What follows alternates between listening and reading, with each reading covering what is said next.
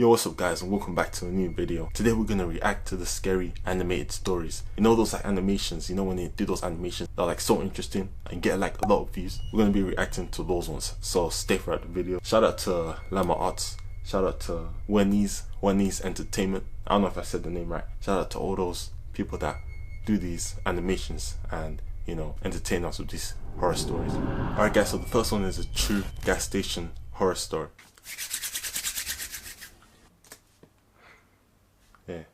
Yeah. Alright, let's see. My name is Ahmed. I am 23 years old and love to visit different places around my country. Cool. As I live in Saudi Arabia, I decided to go north, around 600 kilometers away from me. It was about 3 p.m. when I started my journey, and I was still on my way when it was 7. It was the winter season, so it usually got dark fast. I got hungry while I was driving, so I tried to find the nearest gas station. Oh, PSA. After about 20 minutes, PSA. I found one that had dim lights and seemed very old. It had a very creepy vibe to it, but still, I went into the store. While buying some snacks and drinks, I felt like I had to go to the bathroom. I asked the man at the counter if there was any bathrooms nearby, and he told me where to go. I was on my way to the bathroom when I heard... Oh no. Screaming. What the? Oh, Confused, man. I stood there for a while and then saw a body thrown out of the bathroom, which looked like a bloody mess. That was all I could see from that distance. Then I saw someone walk out of the bathroom. No. And I hid behind the nearby wall. A man in his mid-30s dragged the body and took it to a shed-like place. I could tell that he was in a very awful condition, as he had markings all over his face. He had a knife in his pocket, and his clothes were covered in mud and blood and were all worn out like he never changed them. When he was done dragging the body to the shed, he started to walk towards my car, which was my only escape. I was terrified to approach my car, but luckily, he went away. After making sure that no one was around, I ran to my car. I started my car and stepped on the gas to escape from that place. When I drove far away from that gas station, I found a mosque. I stopped my car close to it, ran inside, and found the imam who leads the prayers at the mosque. After telling him everything that happened, he gave me a bottle of water to calm myself down and called the police. The police arrived in a few minutes. They questioned me and eventually went to the gas station to investigate. I was still staying at the mosque waiting for them, and the police came back about an hour later. They said that the guy was arrested. It turned out he's been hiding in the place for about 7 years and killed the people who entered the bathroom. What's even more horrific... 7 years? So has been killing people for 7 years. What the?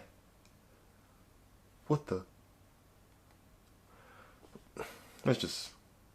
is that his parents and his wife were killed in the same bathroom. And after killing those people, he dragged their bodies to a remote place where no one could see. Eventually, he was sent to the prison and was sentenced to death. I could have been killed if I didn't see that body in the bathroom and just went inside. Oh. I'm glad that I am fine now, and I am thankful to God for saving my life. One last thing that I want to say is, please, follow your instincts, and always make sure you're safe in situations like this. Yeah, you see?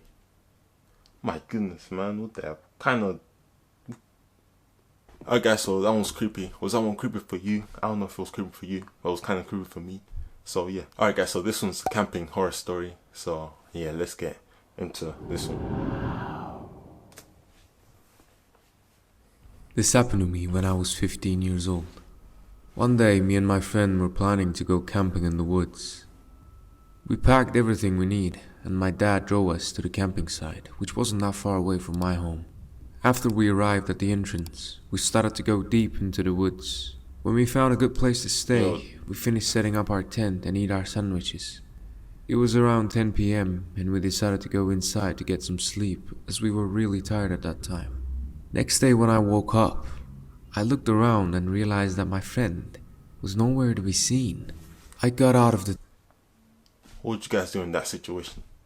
You just wake up and then your friend's not there anymore. You don't go to the forest, you know? That's where bad people stay at. It's not like the forest. It's a people. It's a crazy people. The tent and started to look around, but he wasn't there either.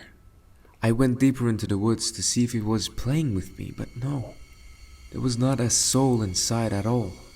That moment sent a shiver down my spine, so I eventually packed my things and started to run towards my home. When I got home, I didn't tell my parents that my friend disappeared at first. The next day in the morning, I took my bike and went to the same place where we camped to search for him again. As I went deeper into the woods, I saw an abandoned cottage. It looked quite old and dirty. I knocked on the door but nobody answered. Then I noticed the door was slightly open, so I pushed it to get in. It was dead silent. I started to walk around for a while, and the first thing I saw was a door in the corner. I got to the door, grabbed the doorknob and opened it slowly. What I saw at that moment was something that I can never forget to this day. To my horror, it was a dead body.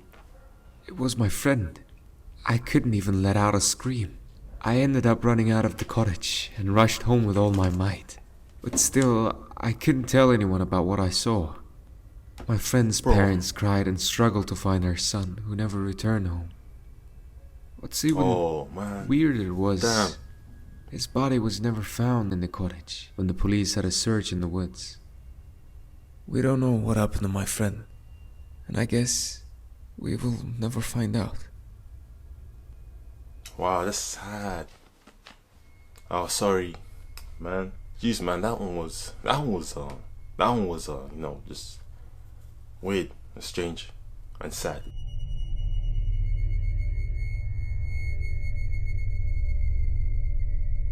Alright guys, so this one's called The Mysterious Woman Horror Story. So, yeah, make sure you guys are sitting back, make sure you relax, and let's watch. Who was it? The story's about my friend and her 6-year-old son. One day, she brought a new phone. When she came home from work, she started cooking dinner and left her phone down on the kitchen table.